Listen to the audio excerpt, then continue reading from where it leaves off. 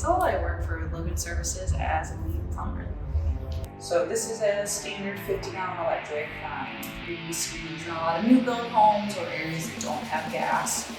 They are a little bit cheaper than a gas unit, but sometimes you just don't have that availability to put the gas into your home, or it makes it really easy to move it to wherever you want in the house. You don't have to have a gas line or a vet line there.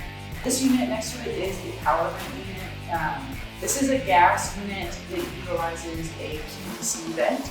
So most standard gas tank heaters go through a chimney or a fluid that goes out through your roof. With those, you always run the risk of a carbon monoxide leaking in the home if something blocks the chimney or the chimney collapses. So this is just eliminating the chimney altogether, and it'll run similar to a furnace where that PVC line just runs outside the side of the home. You use the vent to pull those emissions out.